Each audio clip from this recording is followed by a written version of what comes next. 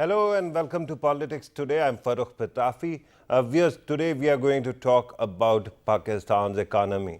Pakistan's economy is important because at this moment, while we thought that the country's economy might be trapped in woods, it seems that there are signs of revival. On one side, the government stimulus seems to be working very positively. We have heard from the business community that there are green shoots that are visible. This is not all. When you talk about CPEC projects, we have seen that ACNEC has approved the ML1 project, and with the kind of capacity that will be introduced, the train project from Peshawar to Karachi, the freight train will be able to speed up and travel at the rate of 120 kilometers per hour. That is saying something because in the past we haven't seen that kind of projects in the country. There was this perception that since 1947 everything was in dilapidated condition. Recently, I took to roads between cities and I realized that the country is very well connected now, and the motorways, the network of motorways is also working perfectly. So that actually shows you that there are signs of recovery. Then the government stimulus package in construction industry and real estate also seems to be a reviving business. So we are going to talk about the government's measures to actually fix the economy. Of course, only a month ago we were worried about coronavirus, but now it seems that that situation is also healing, unlike other neighbors like India. So we are going to talk about all these matters and more. In order to help us understand these issues, we are joined by Rana Ehsan Afzal, who is leader of Pakistan Muslim League Nawaz, also an entrepreneur. Thank you very much, sir, for being part of the program. Next to him is Shakil Ahmed Rame, who is an economist and a leading light on CPEC commentary. Thank you very much, sir, for being part of the program. Ahmed Jawad Saab joins us on Skype. Ahmed Jawad Saab is Central Secretary Information, Pakistan Tehreek-e-Insaf. Ahmed Jawad Saab, thank you very much for joining us as well. And let me start with you, sir. At this moment, can you tell us what else should we be expecting from the economy, and what are your plans to revive the economy given what has happened during the COVID-19 situation? Farooq, thank you very much. The question, I can start from February 2020. Because 26 February was the first day of the corona first patient. And from 26 February onwards, Pakistan had to go through a very difficult times economically, socially, and politically. And like any other country in the world, Pakistan had to suffer from the inactivity of economy. And despite that fact, I think today the announcement by NCOC to open the remaining segments and sectors in Pakistan, which means from 10 August, the restaurants and hotels are being opened, the public places, clubs, gyms, and other activities are also being opened by end of this September. If we just look back, I mean, it's just a retrospect of almost 5 months. And we compare it with the rest of the world, how even the developed countries have gone through it. Pakistan has sailed much better, even if we compare it with respect to the corona effects or with respect to the economy also. And we must not forget that Pakistan was about to take off before the corona. There were very good indicators, economic indicators, and Pakistan was moving steadily on this path of growth. But the corona was a big challenge, and I would say that the decision of the Prime Minister and the government, at the end of the day, it stood right.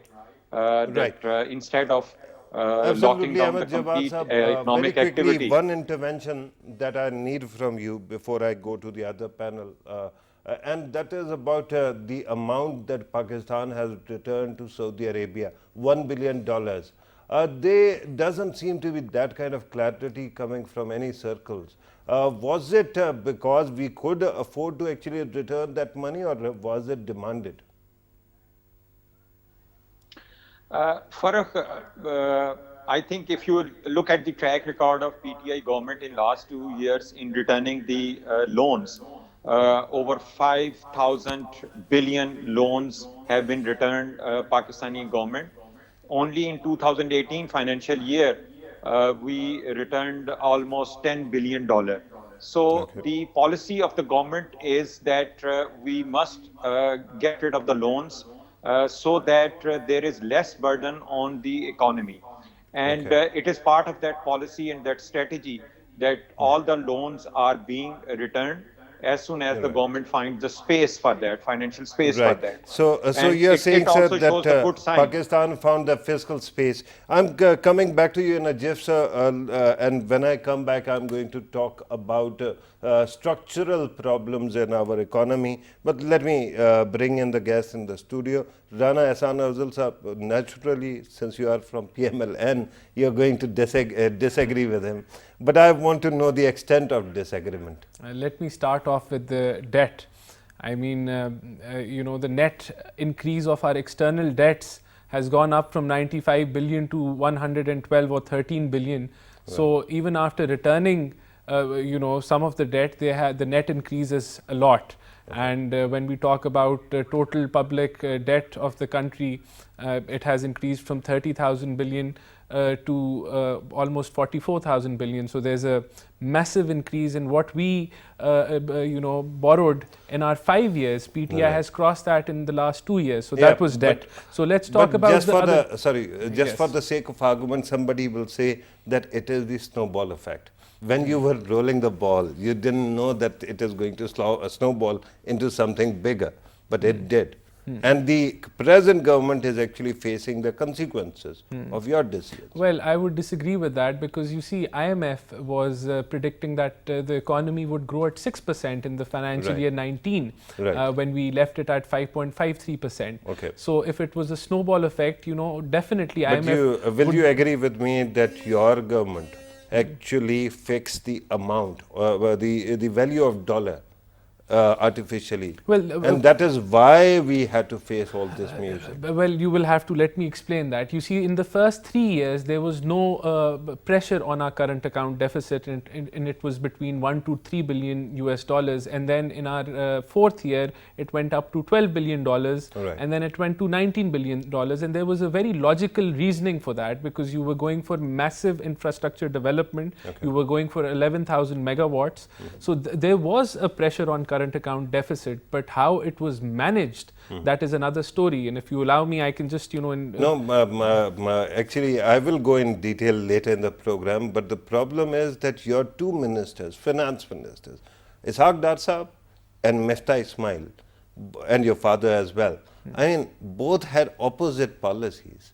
And somewhere between their corrections, everything actually... There's a very a specific answer for that. In the first 3 years, there was no pressure on the current account deficit, and hence no pressure on the dollar. So and when you changed the minister... No, not. In the last 2 years, we were going for the closure of CPEC. There was a lot of import of machinery. Then there was a lot of import in metals, which was... so in those two sectors, and then there was a third factor, that petroleum prices increased by 30% each year. So it was not going to continue like that in 19 and 20 and 21. This was a temporary phase, and whenever, even now, if PTI finally decides that they're going to go for development or any sort of infrastructure betterment of the country, there's again going to be a pressure on current account deficit, because how they've controlled it is not through increasing... it is through hot money, right? It is only through suppressing imports and closing the economy, and not increasing the exports. And we are going to talk about that later in the program as well. Shakil Rame, your take on the economy, and then you can also enlighten us about the importance of ML1 project. Look, if we talk about economy, so indicators are I think, giving us a hope. So in the future, we will see some improvement. Okay. The biggest indicator is that if you look at the stock exchange, because the stock exchange look at the future. Okay. If they see something is good is happening, so there would be the buying trend, Okay. selling trend, buying trend. It's good. It will be performing good. So the two or three initiatives that specifically which are giving the hope. One is, as you spoke about, the ML1, then construction of 2 dams, and then the construction of other infrastructure. So these are all indicators which are giving hope to the business community. So the good days would be there. Okay. So that is a one indicator. That is only one, or it is the major one? So Because it is interest rate, it is you know, slashing of interest rate is also attributed. So it is one. It is the, I think, the you can say the investments, or you Okay. can say the programs which will bring some change. Okay. There we must keep in mind, we must give some credit to the CPEC authority, Okay. because after assuming the charge, so they are taking it to the next level. Before that, there was not happening much. Right. So we can say that. Second thing about economy. Look, our economy, we keep in mind, economy can never be reformed in 5 to 10 years. Okay. Or it cannot be demolished in 5 to 10 years. Right. It is a continuous process which we are facing for the so many years. So if this government in 5 years, if they would be able to streamline in the direction of economy, Okay. that would be the biggest contribution, because the structural problem of this economy is very deep. Okay. It is not just on the face, because my brother was talking about, so first year was very good, last 2 years was not good due to the oil prices. In the first 3 years, you did not pass on the oil But benefit. It The oil is a price was very constant low. cycle. It's a constant cycle that we see. There are booms and there are busts, and they have become cycles, right? So that is a fundamentally, you can say, the structural imbalance of our economy. Right. If you are dependent on the oil prices, Okay. only if it's a good, you are booming. But other thing we have to keep in mind, they are talking about the 5.34% into GDP growth rate. Okay.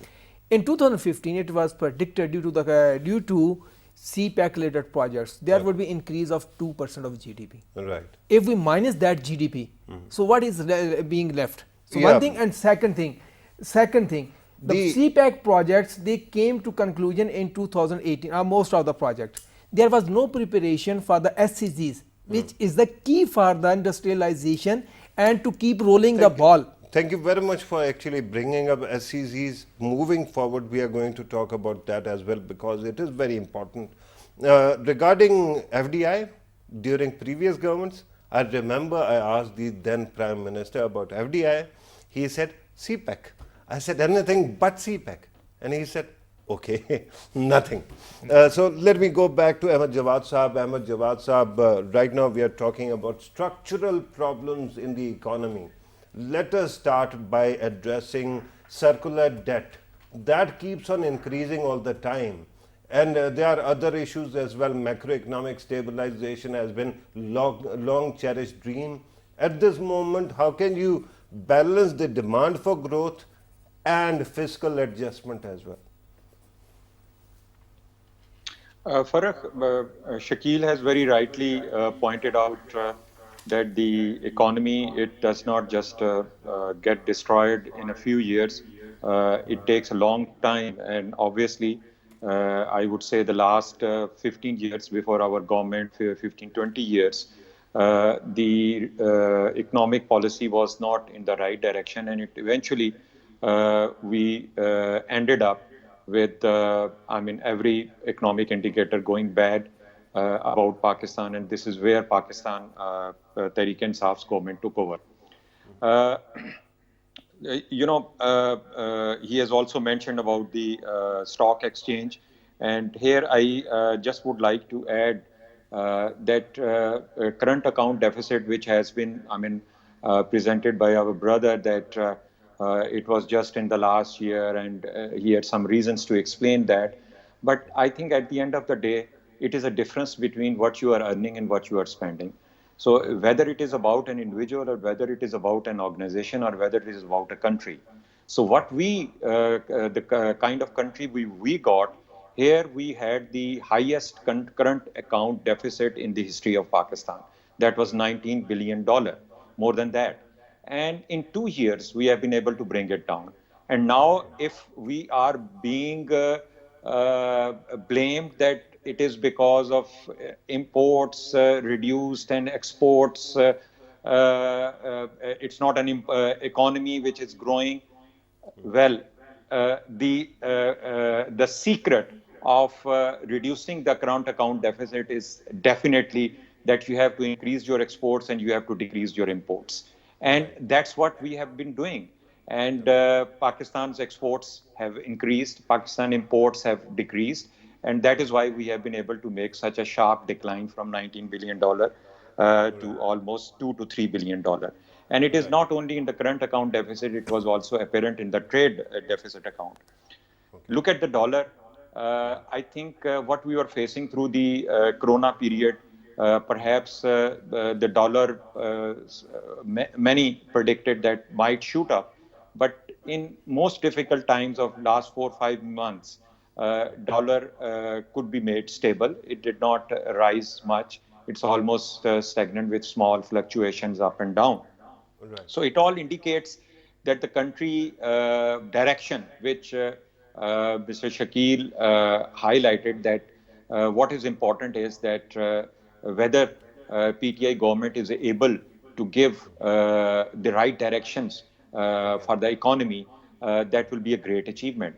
After the disastrous 2-3 decades, what has it done to the country? So it will be a great achievement. So I think at this stage, yeah, please. Regarding circular debt, sir, because there seems to be some problem. Recently, we saw reports that the government or perhaps Pakistan's electricity generation institutions are going to pass on the prices of circular debt to the common people. Do you think that that is the solution, or you have some solutions to fix the problem? The electricity theft, the way we have to buy fuel immediately instead of having a strategic reserve capacity.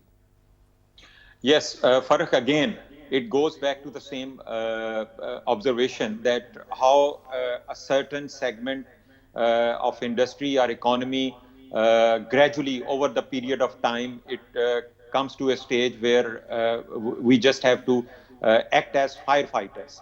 So when PTI government took over, the circular debt had already crossed 1.2 trillion. And the reason obviously is those IPP agreements which were made in the Pakistan People's Party era to benefit those IPPs, and the agreements were made in a way that Pakistan could never really benefit from those IPPs.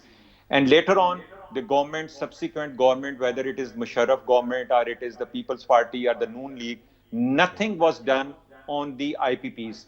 PMLN government was very quick to arrange the payment for the IPPs. And again, despite making those payments, the circular debt went up to 1.2 trillion.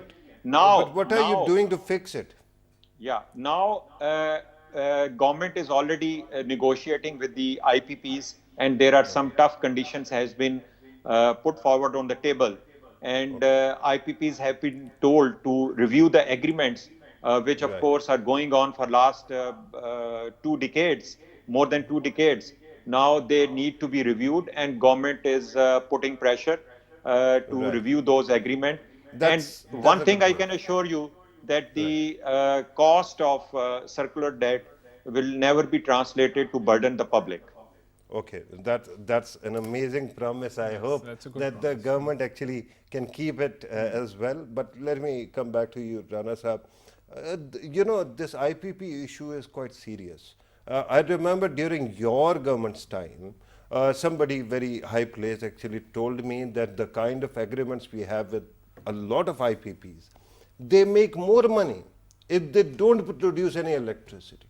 So you are basically paying up for inefficiency. Well, what has happened now is quite sad. And I can tell you this for certain, that the industrial consumption, for example, in FESCO, has reduced consecutively in the last 2 years. Okay. So IPP, the circular debt, a lot of it has been added due to the increase in capacity charges, number one. and the plan, the way the GDP was supposed to grow, it did not grow, and it has gone backward. Okay. So the consumption is not there, the demand is not that great where it should have been when we have added 11,000 megawatts. Since So you are that's- talking about last 2 that's years, one. So let's talk that about means the you la- are judging the consumption in comparison to your own time. Yes, there was Now the growth. question- One more thing. It actually gives way to a question, and that is, if you were or FESCO was consuming more energy, why were we exporting less? Because at that time, exports were constantly on the decline. No, they were not. In the last year, the exports increased by 13%. Our GDP was growing by 5.8, and not only the export industries utilize energy, the domestic ones also do. Also, one thing over here is that I can tell you for certain that we invested, the projects we did for generation of electricity were based on LNG and coal, and we actually reduced the basket price. We reduced the cost of energy being produced in Your Pakistan. 15-year agreement is under scrutiny right now. Yes, I'm sure I'm nothing talking will come. about LNG. Yeah, I'm sure nothing will come out of it, and it was done for the benefit of Pakistan. One more thing I would like to mention, because a lot was, we should not forget the Pakistan we got in 2013. It had 2,000 blasts per annum. The terrorism was ripe in every corner of Pakistan. Right. There was no electricity, 16 hours of load shedding, there was no gas, and we turned that around. And then we grew the GDP from 240 billion to 315 billion US dollars. Okay. So you cannot say that things cannot turn around. We turned around FPR. With the same team, we managed to increase the tax collection from 1.9 trillion to 3.8 trillion. So- everybody says that we have increased the revenue generation. They and have not. collection. They have not. No, but with due they have respect, still I not- remember your ministers also complaining about the same thing. You gave an amnesty scheme in the last month of your government, right? So that is how things have been happening. And it was a during your time. successful one. The two they've given have been unsuccessful. So No, but who actually pledges something that is not within their own hands? When you're going, you actually announce budget for the whole year, and then you also announce this amnesty scheme that is going to last beyond your own government's tenure. yes, it was like that. As I've said, that Overspending the future money. you see, there were certain pressures, but the way they were handled. whom? The way, Pressures by whom? No, No, on hang the on. economy, on the economy. Okay. But they were not handled the I way. thought there were pressures on the government. Not at all. On the economy, there was like the current account deficit pressure was there. But how the deal they did with IMF, in which they tied their hands, where they could not increase, they could not manage the exchange rate, where the interest rates went up, where they could not borrow from the state bank. They basically cut their hands to manage or control the economy in this deal. Borrowing from state bank is good. If you're going to borrow at higher rates from commercial banks, then it's better to borrow from state bank. But So- then you are not presenting more money. So for that is- example, they claim that they have not borrowed from state bank in the last financial year. But if you make a comparison that how much they've borrowed more than they did last year I from have state an bank from commercial observation banks. Yes. to share, and that is during our interaction, Shakil Rame is actually smiling ear to ear. There must be something amusing going on. Shakil Rame, what exactly is that? It's not about Ehsan, it's also about what the Jawad Sahab was saying about energy. Yeah. Energy sector, fundamentally we made few mistakes. Number one, if you look at the power policy in 1994, so you eliminated corporate tax. That's mean you are discouraging investment in other sectors. Because what is a profitable sector? That means you don't have to pay any corporate tax. Right. You are diverting resources to one sector. Second thing, There was no sunset clause to the concession? so there was the corporate tax was there. The number of No, but was there any time period after which it could actually apply again? So there I am forgetting that, Yeah. but there was something in the start. Then other incentives were given. One thing and second thing, which the PTA government is also making no mistake, and they are on up their heels, privatization. Okay. If you look at the KEPCO, Capco privatization, it was a profitable organization at that point of time. Okay. So after this privatization of some certain energy sector organizations, so there was decrease in industrial consumption from 32 to 28%. Okay. Right. So that was the previous one. I'm not talking about the present one. Okay. And But other- here's another thing that actually intrigues me beyond any limit, and let me ask you about it.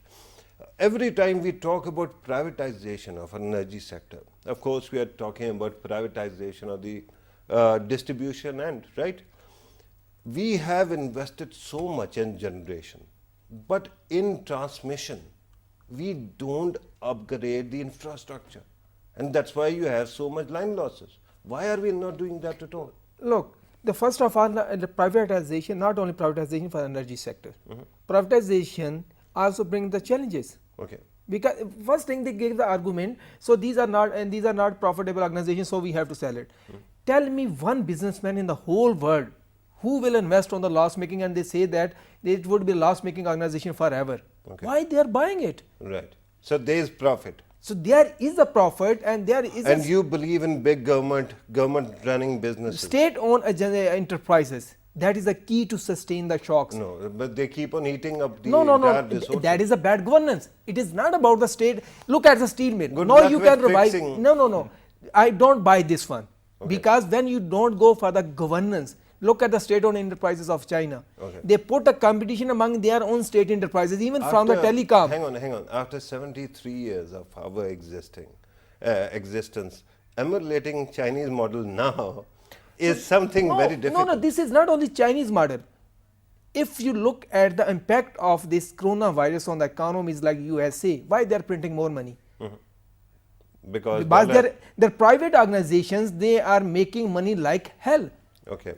So, Right. but the government doesn't have But- the money to spend. But at this moment, One if thing- it is an issue of governance, why haven't we been able to upgrade transmission in So this country? that's, I'm coming back to that. First of all, I was talking about the A privatization. Second, huge chunk of your circular debt is created because of line losses.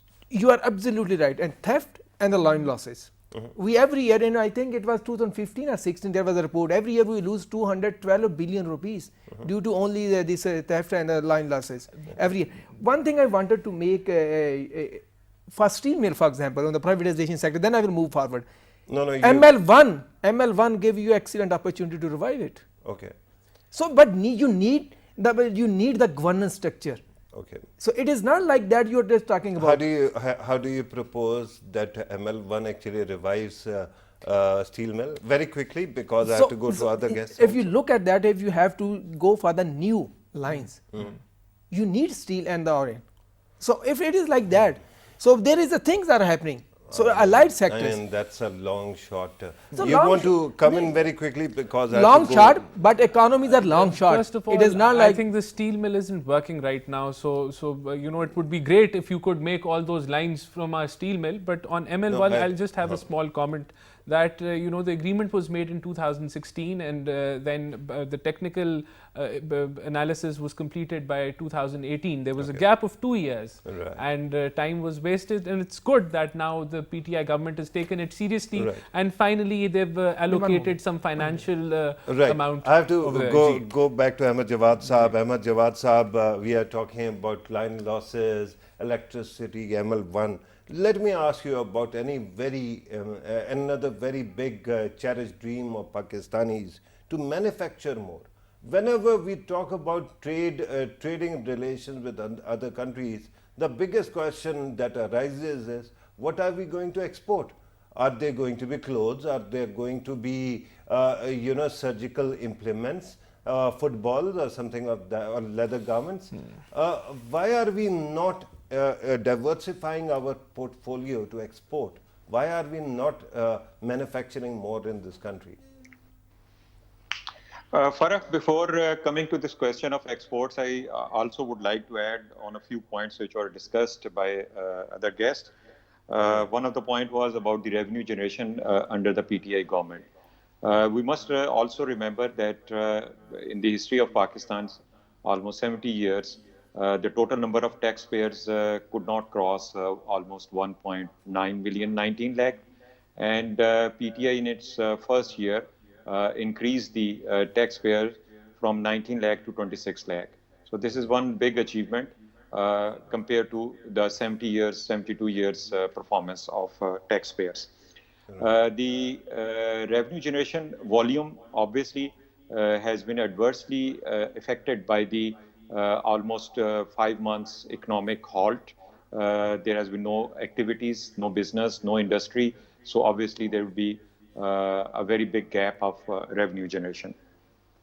Another remark was made about the amnesty schemes introduced by the PMLN and later on introduced by Pakistan Tehreek-e-Insaf. You can go back to the statistics of both amnesty scheme. The amnesty scheme introduced by the PTI generated almost double the value what was generated by the PMLN amnesty scheme. Okay. Regarding the State Bank, yes, we have set a tradition which has never been in the past by the previous governments that we did not borrow anything from the State Bank. And ML1 and dams, one can always come back and claim that, okay, so-and-so feasibility was made by us or so-and-so idea was discussed by us. But the point is, if you take the example of the Kalabagh Dam, so there have been numerous governments who have been talking about, but the credit will go to the government which will build the dam, which will start building the dam. So the three dams after 1968, they have been launched by the PTI government. So let's give the credit to the government which has finally managed to launch them, to start them. Right. So this is something, the same applies to ML1. And now coming back to your question regarding the export products. Now, Actually, manufacturing, sir. I would also like Yeah, to be. manufacturing actually. Yeah, manufacturing, quality and standard, they basically form the basis for exports. Whether it is the agriculture exports or whether it is sports or technology or any other mechanical industry. When we are talking about the exports, it is always about the competitiveness. It is about the quality, the standards, international standards, ISO standards, and of course, the price. I think we are not faced with the issue of pricing much, but what we are faced with is that our quality and the standards which the international market requires. For example, if we have to export agriculture, there are very stringent standards for such exports. And we do not have those standards. Now the question, how it can be done? Of course, we will have to promote, encourage our industry. We have to create that environment. We have to create that space where the industry and the business can raise their standards, and the government can facilitate them for finding the market, identification of market, and giving them those facilitation where the standards and quality can be improved. Right, but since you were talking about agricultural products and various others, I mean, at this moment, the economy of the world runs by actually investing more in electronics, computers, technology.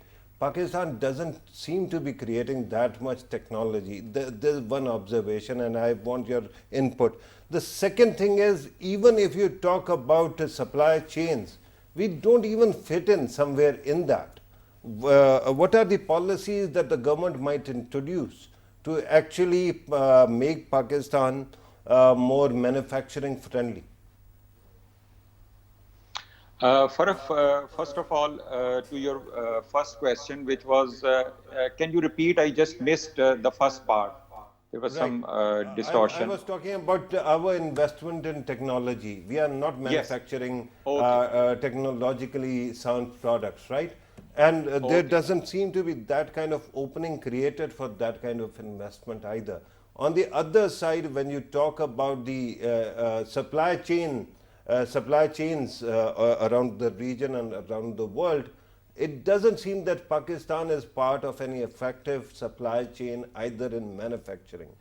How can we actually make our economy compatible to both these needs? To your first question, I can give you one example of Netherlands. which of course is also good in the technology, but their annual exports of only flowers is more than $15 billion.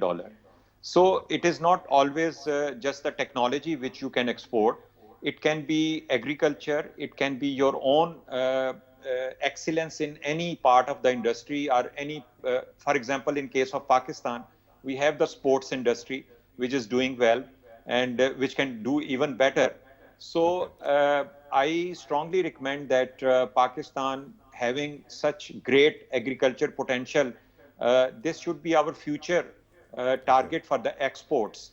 This we can because that is create in a very short period of time. For example, right, Ahmed Jawad sir, because that is a low-hanging fruit. Usually there is a lot of competition in that sector. But let me come back to the studio. Let me bring in Rana Ehsan Afzal, who is exploding with answers, right? Sir, I've actually written an article on, the title is The Woes of the Private Sector Borrower.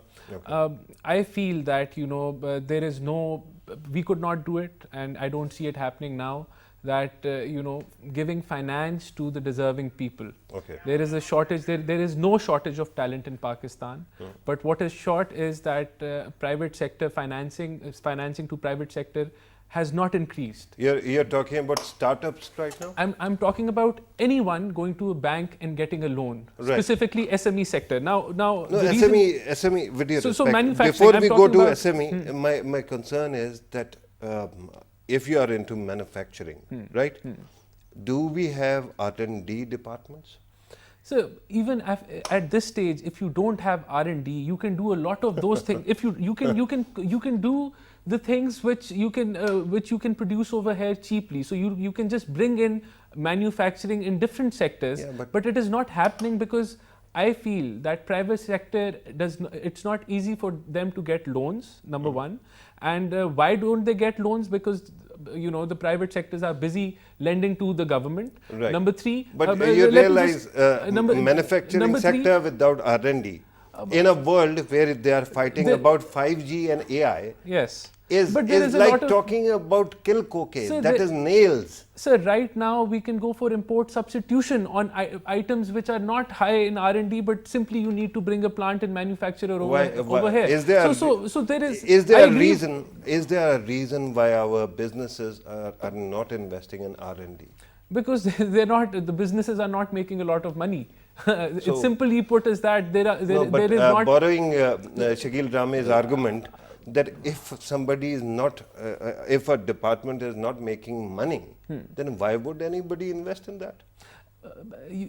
R&D is going to add to your value. Of course, there should be, of course there should be R&D, but right now we're hardly surviving. Our industry is hardly surviving, and I feel that when you talk to the banking sector, that why don't you lend to private sector? They say that our banking courts are clogged. Right. And we don't feel protected lending to the private sector. And that's why we can't even have VCs, venture capitalists in the economy? Sir, getting finance to the deserving people is a big challenge, and that needs to be resolved. Yeah, but if you're making money, everybody will like to invest actually, right? But Shakil Rame, I'm just being warned that we are left with 1 minute. I will actually push it to make it 2 minutes, right?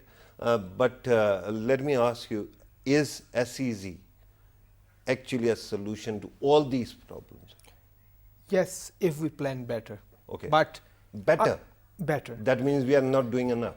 Right at this point of time, we are trying to make it better, but we are not at that stage which is required. Right. Why I'm saying? Number one. So there is a political credit game which is killing the CPEC, hurting the CPEC. Okay. So every party seems like that China will not work without them. For God's sake, come out of this mentality. China don't work with the PP, PMLN, PTI or some other party. They work with the Pakistan. Okay. One thing, I like one thing most about the Ehsan Iqbal. He was asking, don't make a CPEC a political game. But no, what politicized it. But no, he is himself is politicizing it. Right. If I buy the argument of my brother, PM, everything was happened there, then the atomic bomb was started by Zulfikar Bhutto, built by Ziaul Haq Sahab. What the Nawaz Sharif did? Just exploded. I'm Okay. only So talking it is about it delay. is the argument. I understand the arguments might heat up, but this is the very Everybody end of the have to program. be given the credit and work together. It course. should not say like that. If we were course. not doing Yeah, like that, but we not the work. Right. solution is not political. I'm talking about SEZ. Third, at this point of time, we need joint ventures. We have to accept our industries don't have the capacity for JV I&D, between Chinese companies and Pakistan? and open with other organizations like from Germany, from other organizations, because China is open to that partnerships. So Right. because we don't have the resources for R&D, our businessman is not ready to invest there. We need to be part of the supply chain at this point of my time. problem is nobody is ready to We invest need in to be R&D. part of supply chain. Right. What I'm saying, we need to be part of supply chain through these JVs. Right. And that is important. I'm told that we have run out of time. Shakil Rame, thank you very much for your valuable time. Rana Ehsan Afzal, thank you very much for being part of the program. Ahmad Jawad Sahab, always great having you in the show. Thank you very much, sir, for being part of the program. Viewers, you have listened to our participants. Remember, while the indicators are great, at this moment they are looking up. The problem right now is that we have to finally one day fix the structural anomalies as well in the system, right from public sector enterprises to other very important problems like, for that matter, circular debt. That is not all. When you talk about a capacity of economy to grow, the first thing you have to do is draw a map, and that is usually done by R&D, research and development. And at this moment, and as I've been repeatedly pointing out in this government, in this program, that somehow in this country there's dearth of investment in R&D. Let us hope in coming days that changes, because if that changes, everything changes in this country. Thank you very much for watching. Take care.